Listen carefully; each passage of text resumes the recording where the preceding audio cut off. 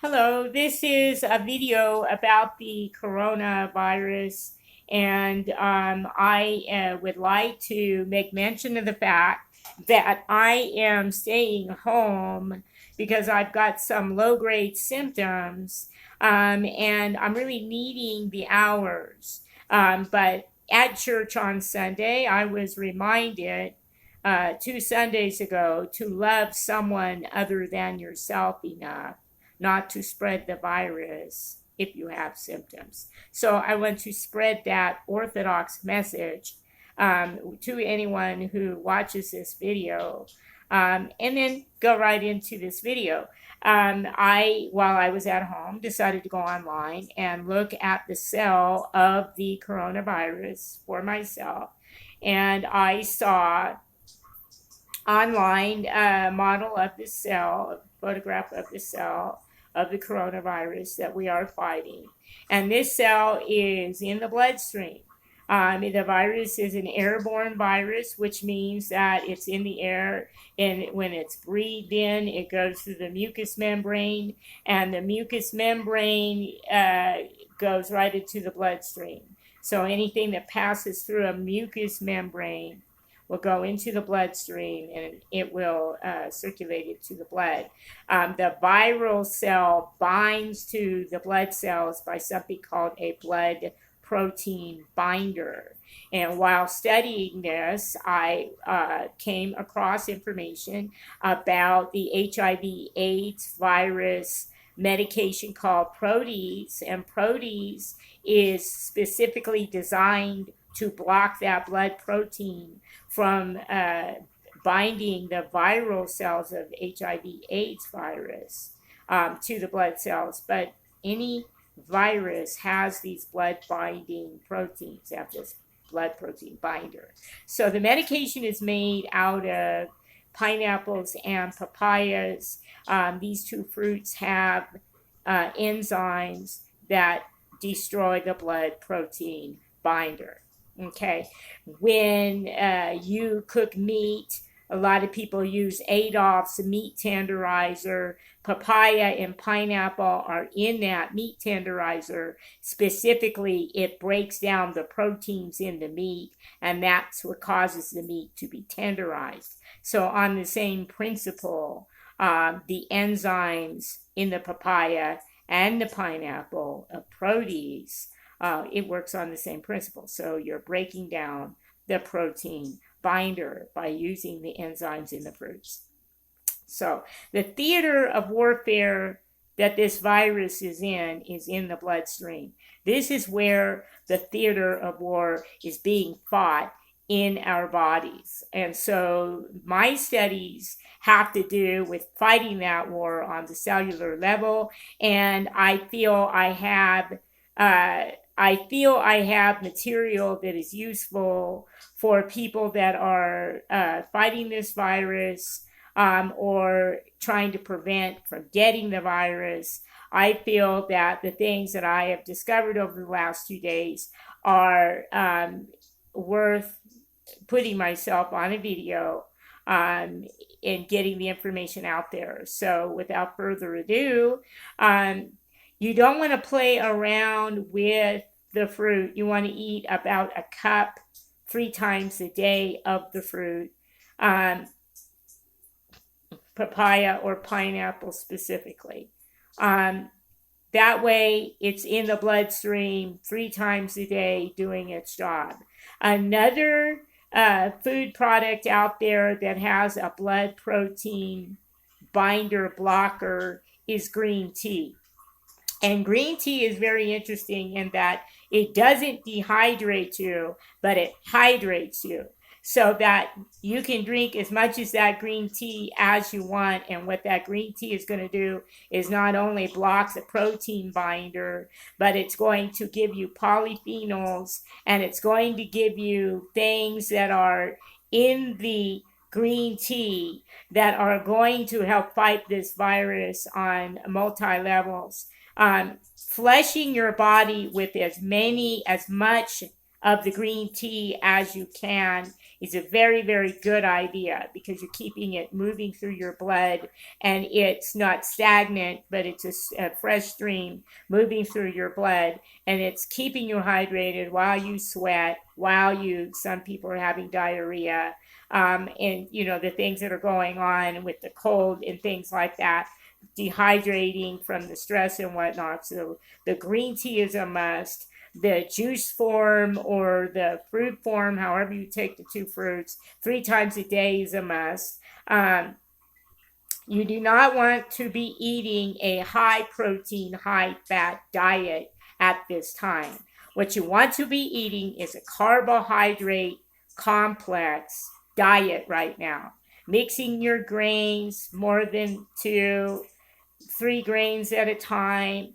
Bean protein and pea protein is not necessary at all 3 meals, but at least 1 or 2 a day. Get a little bit of protein in there because your body does need that protein. And a plant-based protein is what you want. You do not want to be messing with soy right now. Soy is hormonal. It has qualities to it that are a little bit more than protein for the body. Okay, we're in a stress atmosphere because of what's going on with the virus and the uproar and everything going on. Okay, I would not recommend soy milk, soy products unless you must have them. I would not recommend high amounts of the soy right now. I would be drinking your coconut milk. I would be drinking your almond milk. I would not be drinking animal milks as much as I like goat's milk. And I do like my cheeses. I found that since I started my low-grade symptoms, I simply can't even handle the consistency of the animal-based products in my bloodstream. It's heavy. It begins to make my stomach feel like it's unsettled. IBS and things like that are happening to me, and everybody's body's different. But as far as I'm concerned right now, the complex carbohydrates will bring you proteins by mixing more than 2 of your grains or your carbohydrates, about a good 3 or 4 in a mix with some nuts for protein and minerals and essential fatty acids like walnuts, almonds, like I said, pea protein, bean protein, and you want to mash the peas and the beans down. Your body is being overtaxed by trying to fight the virus. And the key to understanding the warfare in the blood is that when your body breaks down meat products, it has to burn hotter to break those meat products down. And when you're having a fever with aches and pains, the last thing you want to be feeling is an overheated body because you sat down and you ate something that was too heavy for your system. Now your fever's higher, the aches and the pains are there, your system's clogged with toxins, and your body's having to fight the toxins that you fed yourself on top of a virus. Okay, so what you want to do is help your body in the bloodstream right now do what it needs to do, and that is it's bio-ready nutrients quickly, that it doesn't have to fight to break them down. It needs to take the nutrients out as quickly and easily as possible and be nourished on the blood cell level in order to take apart the virus with as little stress as it can have. So this is how you're helping your body, by your diet and by feeding your body the juices. The juices, besides the protein blocking that binder, are giving you the vitamins And vitamin C seems to be, at the last time I heard, one of the major factors of fighting this particular virus. Is it seems that copious amounts of vitamin C are being very effective in fighting this. And so I have lived a natural lifestyle, and I have been an outdoorsy person and a prepper for many, many years. And so I know about nutrients that are not conventional. That if you're going to go and you're going to find that the vitamin C powder is all gone, and the orange juice is all bought up, and all the vitamin C is out of the grocery stores until the truck comes again, then let me suggest to you pine needle tea. You want to stay away from the yew tree and the ponderosa pine. You go online, there's pictures of this. These particular pine looking things are usually ornamental. I think the ponderosa pine has got super long needles and kind of snaky looking arms. It doesn't look like a normal pine tree. If it doesn't look like a normal pine tree, and it doesn't smell like a normal pine tree, and it doesn't walk and talk like a normal pine tree, don't mess with it. But if it looks like your normal pine tree, even the kind that you would bring home for Christmas, okay, it's going to be safe. So what you want to do is you want to take a branch on a diagonal cut, and, without stressing the tree out, try to remove a branch with good quality, not very old, but not brand new, pine needles on it. The older the pine needle, the higher the vitamin C content. Pine needles have higher vitamin C than an orange. And just a factoid for you to know, apples have higher vitamin C than an orange. But we're talking about the pine needle. So the pine needle, bring them in, you cut them. I cut them in 3 segments. It releases the volatile oil in the pine needle, okay? And you want to do this as close to when your water is at a rolling boil as possible. And you bring that water to a rolling boil for 2 minutes. If it's tap water, it'll safely take things out. If you want to filter it through a membrane and make yourself feel better, do it. If you got the bottled water, hallelujah for you. But this is for people that are going and everything's gone. Okay, so boil that water for 2 minutes. Filter it through a membrane if you think you need to, coffee filter. 2 tablespoons of the cut up pine needle, mature pine needle. You might want to taste them before you put them in the tea. If they're bitter, you could go out there, test another needle, or, you don't want bitter unless you like bitter. I don't care. I'll drink it if it's medicinal, but some people are sensitive. So taste your needles, and if you can taste it, it's not too bitter, it'll make a very, very good tea. So you pour the boiling water over about 2 tablespoons of cut up pine needles, or more if you're doing a pot, and adjust to the pot. But you want to cover the vessel so that it's airtight, to keep the properties of the pine needles infusing into the water. Now, pine is very interesting in that pine is specifically used for medicinal purposes for colds, bronchitis, so on and so forth. Pine needles have high vitamin C. They have terpenes. Terpenes are what turpentine comes from. And turpentine is a dissolver. And so that terrapin or terpene or phenols, all of these things go into your bloodstream, and they tear apart rogue virus cells. So not only are you getting a supremely high vitamin C source by making the pine needle tea, but you're also getting the pine oils, and you're getting the terrapins, and you're getting the other polyphenol and catechin and things that are in the pine needles that are taking apart the virus, treating the cold symptoms, and giving you the vitamin C in copious amounts. And it's out there free on the trees, cut the branch off, wash it off, and have fun.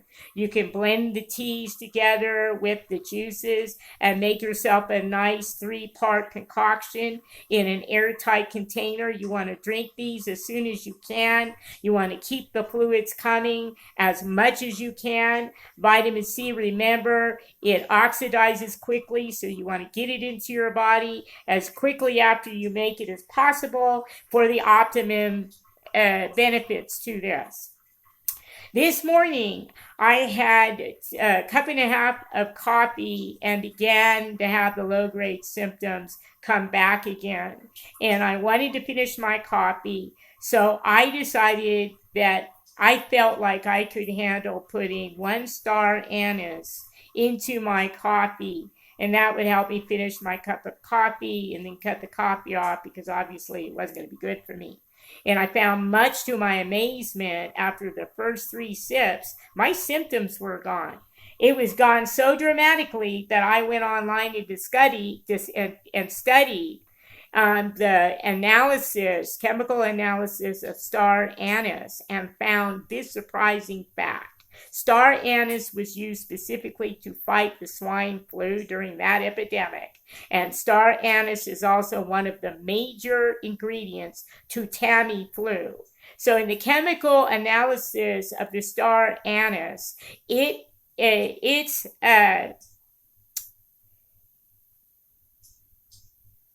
spearheading against the flu symptoms incredibly. It did such a remarkable turnaround in my symptoms after just 3 sips of that cup of coffee that I needed to study this to find this fact out. So if you have the star anise, you can make yourself hot water or concoctions with the star anise in it. Cooking with Chinese 5-spice also will put the thing into your bloodstream, because you want the star anise in your bloodstream.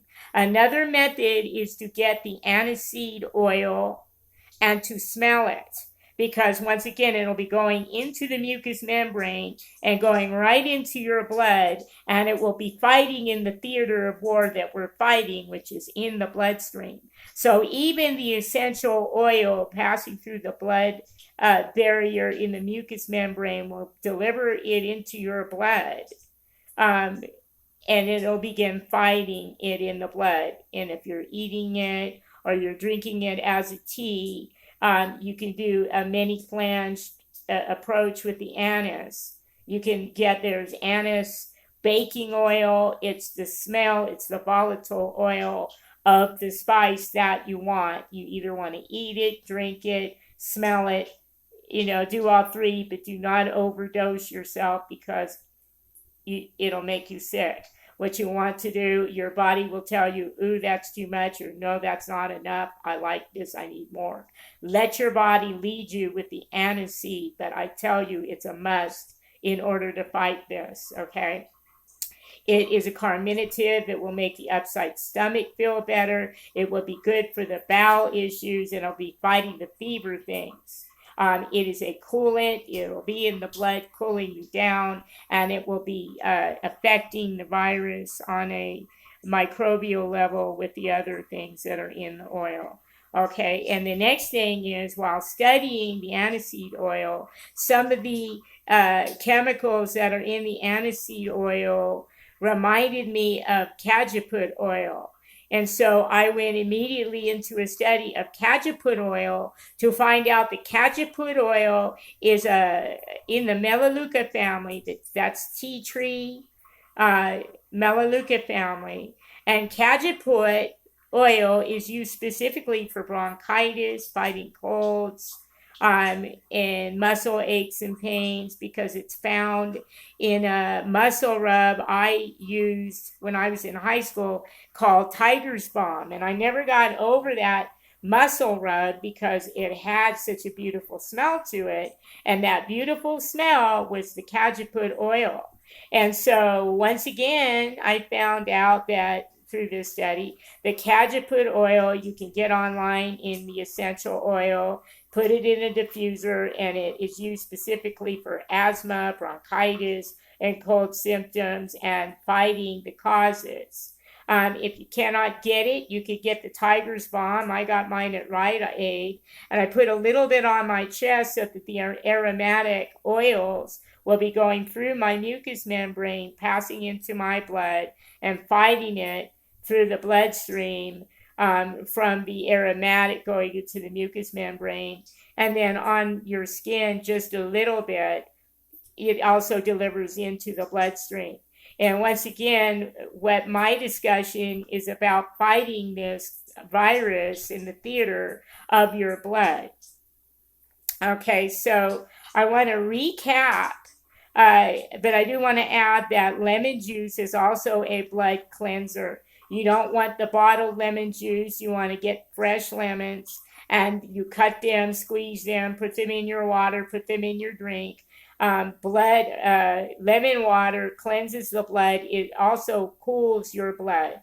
It is a coolant. It will take the heat down if you're feverish. Lemon water will bring that fever down. It will be cleansing your blood. And the other added thing about lemons is that even though it's known as a citrus, and the citruses have this bad reputation. Everybody's, it's acid. It hits your body in the beginning like acid, but it literally turns your body alkaline quickly. So more of an alkaline pH is going to help you fight the virus than an acid pH. And you get an acid pH by too much breads, too much sugars. You want to stay away from too much of the refined breads and sugars. And like I said, you want to do the complex carbohydrates. That's rice, quinoa, semolina noodle, blending that way. Semolina wheat flour is a hard wheat. It's not a soft wheat. And it's a complex. It's considered a complex. And it has a high protein content, the semolina does, but not high enough when you're mixing with the others and with the other things that you're doing. It's, I believe, you say protein. It's a plant-based protein. Okay, the alkaline body pH is going to be helping.